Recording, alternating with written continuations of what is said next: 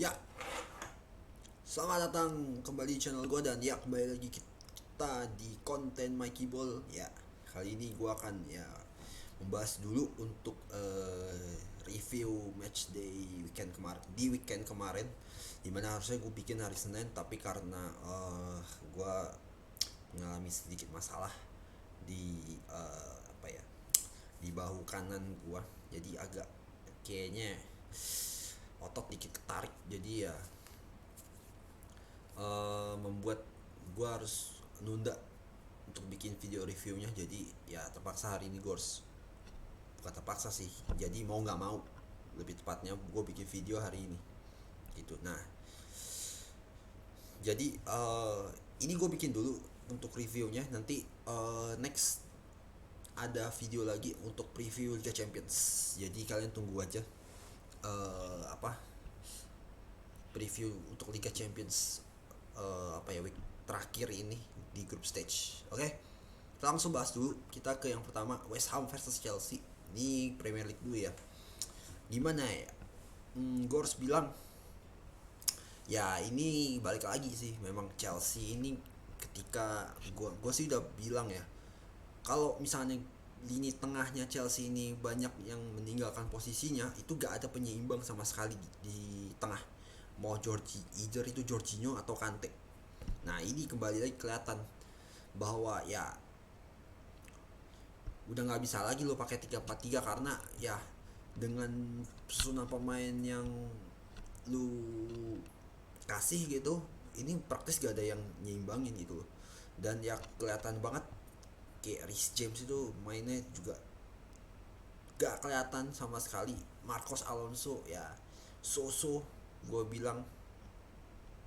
Dan ya apa ya, gue bilang banyak banget kesalahan-kesalahan yang dilakukan oleh pemain Chelsea di sini, membuat Chelsea kelihatan banget gimana ya, mainnya hanya ngandelin crossing doang gitu pada akhirnya, karena ya West Ham juga nutup, karena West Ham kan bakal main counter, mereka udah nutup duluan. Dan ya ketika lini tengah sama lini depannya udah maju semua, ini kan masih ada space yang gede di tengah lapangan itu. Nah itu apalagi West Ham itu suka banget untuk main counter ketika dikasih ruang segede itu. Ya udah di counter sama West Ham selesai, ya nggak bisa buat apa-apa juga gitu. Dan ya kalau dilihat dari gol pertama West Ham itu, menurut gua sih ini bukan salah Jorginho sih, ini udah salahnya si Mendy sih, karena dia telat respons untuk, ya kalau lu pinter mah lu buang aja bolanya gitu loh, nggak perlu lagi apa nggak perlu lagi lu untuk mikir-mikir dua kali lah, lu udah dikasih gitu ya udah gitu, either lu buang atau enggak. Kalau emang udah keambil sama si Bowen kemarin, ya jangan gabah kayak kemarin gitu. Itu sih untuk gua udah keputusan yang agak bodoh sih kalau gue bilang. Ya udah akhirnya dapat penalti buat Lanzini dan masuk gitu. Dan sebenarnya ya dibilang jelek sih enggak gitu, cuman ya kelemahannya udah kembali lagi terekspos di sini. Dan ya gue sih ngeliat dengan keadaan kayak kemarin itu udah nunjukin bahwa 3-4-3 ini tuh nggak jalan sama sekali, karena nggak ada yang nyimbangin, nggak ada nggak ada pemain yang bisa nyimbangin uh, nyimbangin permainan lah gitu. Misalkan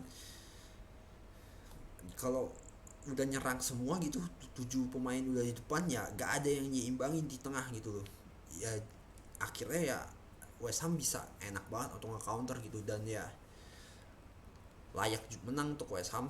Dan ya gue sih ngelihat sih memang Chelsea harus benar-benar ngerubah formasi sih di sini, karena nggak bisa lagi lo pakai 3-4-3 yang dimana sudah ketahuan itu tidak efektif kalau tidak ada yang nyimbangin di lini tengahnya. Jadi ya Chelsea membuang 3 poin berharga lagi gitu. Oke. Terus kita ke Wolves versus Liverpool. Nah, Liverpool ini untuk kali ini itu mainnya nggak bagus, nggak kayak Liverpool yang sebelumnya, karena ya berkali-kali Liverpool dapat peluang, tapi apalagi di babak kedua ya, gue nonton di babak keduanya berkali-kali kalau nggak salah mereka dapat peluang ya kayak setengah peluang gitu, tapi ya akhirnya banyak yang mental gitu karena ya Wolves juga nahannya bener-bener dalam banget gitu.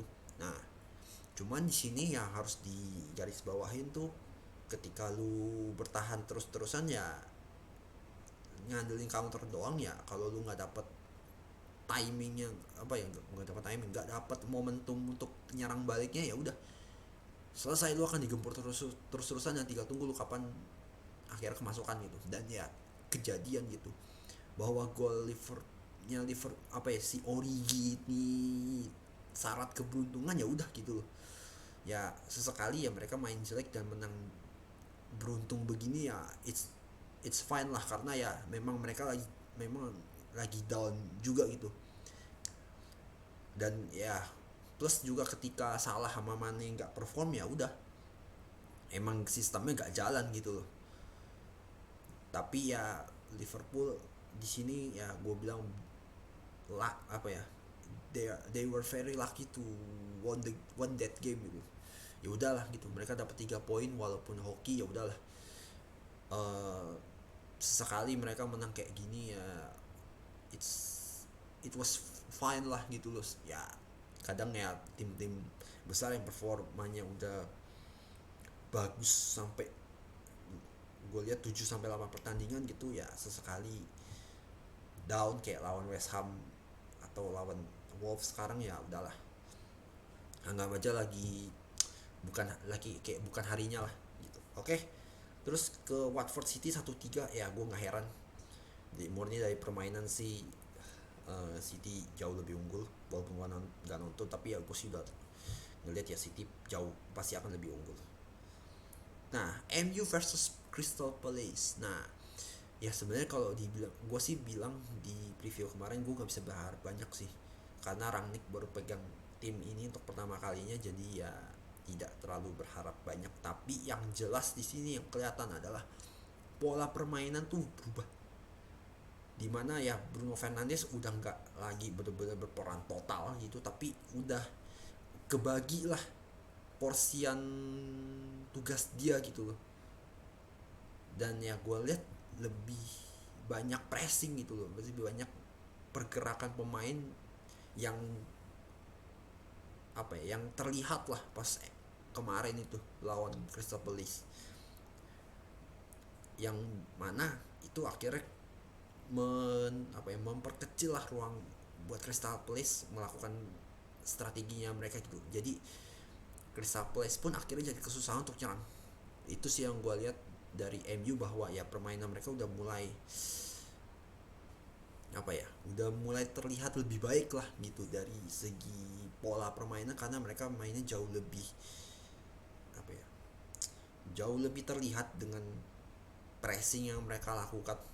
Dan juga ruang antar pemain itu gue lihat deket, lebih dekat dari sebelumnya. Jadi ya ini memungkinkan MU untuk bermain lebih cepat. Itu sih yang gue lihat dari MU kemarin, walaupun ya hasilnya nggak kelihatan cuma dalam satu match lah, karena ya makanya gue bilang gue tidak terlalu berharap banyak dari MU untuk saat ini. Oke. Terus kita ke La Liga. La Liga ya, Barca kalah lawan Betis. Ya kalau ngeliat Barca beberapa tahun terakhir ya masalahnya selalu sama, gampang banget kena counter. Kenapa? Karena kelihatan banget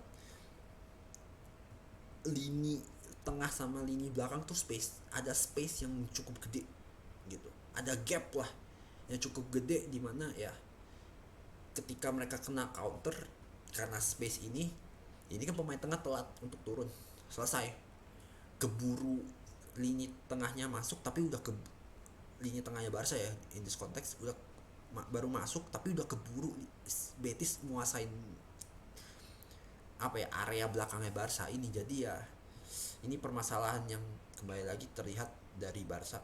Dan ya sebenarnya Barca main juga nggak gitu jelek-jelek banget gitu, banyak peluang juga yang mereka ciptakan, cuman ya kalau nggak ada supply bola yang bagus, peluang nggak akan bener-bener apa ya, peluang lu untuk bisa cetak gol kan nggak akan gitu besar juga, walaupun lu dapet gitu peluangnya, tapi peluangnya kan persentasenya untuk jadi gol itu kan kecil gitu. Apalagi Memphis Depay gitu yang nggak kelihatan banget di match ini, balik lagi nggak kelihatan karena ya supply bola nggak maksimal gitu loh. Dan dan juga kalau ngandelin pemain muda, karena ini kan mereka main Barsanya mainnya pemain muda juga, ya inkonsistensi pasti ada lah gitu loh, karena mereka masih muda, masih mencari form terbaik dari player masing-masing player lah gitu loh, masih masih dalam tahap bertumbuh dan berkembang gitu. Jadi ya nggak bisa disalahin juga mereka ini gitu, ya udahlah gitu, walau kalah ya, loss is still lost gitu, tapi ya untuk gua mungkin ini masalah yang harus segera ditangani oleh Xavi sih gitu ya. But then I'm still sure that Barca will be in the top 4 at least. Oke, walaupun juara sih bisa aja, cuman ngelihat Real Madrid lagi agak tancap ke sini, gue ngelihat Barca top 4 pun udah sangat bersyukur gitu loh. Oke, kita ke bentar, kalau nggak salah ya Sociedad kalah lawan Madrid, ya udahlah wajar, emang Sociedad mainnya juga nggak banget. Der Klassiker, nah iya ini yang seru. Sebelum kita ke Der Klassiker, ini Bundesliga kemarin banyak banget kejutannya loh, bener-bener Freiburg bisa 6 gol di halftime lawan Gladbach, itu sih gokil sih. Ini intermezzo dikit ya, sama Leverkusen lawan Greuther Fürth ya itu sih ya itu sih udah out of inilah, di luar kepala lah, ini Leverkusen bisa menang lah, di luar apa ya, mereka keluarin 25% tenaga aja, satu tim dari Greuther Fürth itu udah kesusahan. 7-1 ya udah 3 poin apa ya, kayak udah calculated win lah untuk Leverkusen sama yang tapi sih yang gue gak nyangka Freiburg sih, bener-bener gak nyangka 6 gol di babak pertama. Kalau kemarin Freiburg ini main kayak kemarin, maksudnya kayak di first half kemarin, selesai satu lusin Freiburg, dapat gol satu lusin lah untuk Freiburg, karena emang Gladbach untuk musim ini jelek banget asli, nggak ada bagus-bagusnya. Tapi langsung kita ke Der Klassiker kemarin, Dortmund versus Bayern Munchen 2-3. Ya ini pertandingan untuk gue seru banget karena apa ya, saling apa ya, kelihatan saling menyerang lah dua tim ini, walaupun ya Bayern Munchen lebih baik ketimbang Dortmund di sini. Cuman di sini gue lihat bahwa ya kalau Dortmund bermain dengan Haaland ya kelihatan banget mereka bisa bersaing gitu, apalagi lawan Bayern kemarin di Der Klassiker. Ya mereka bisa mempersulit lah tim-tim besar kayak Bayern Munchen atau Leverkusen gitu-gitu, tim-tim yang bisa dibilang punya kans lah untuk at least masuk top 4 gitu, top 4 teams lah gitu, selain Dortmundnya sendiri gitu, lawan Munchen, lawan Leverkusen gitu. Jadi ya dengan Haaland mereka bisa melakukan segala-galanya kalau gue bilang, tapi kembali lagi kualitas pemain dan juga permainan itu kelihatan banget Bayern Munchen jauh lebih oke gitu. Dan ya kelihatan banget Dortmund ini, apalagi Hummels itu untuk gue selesai, dia udah nggak bisa lagi untuk ngikutin alur permainan dari Bayern Munchen yang sekarang.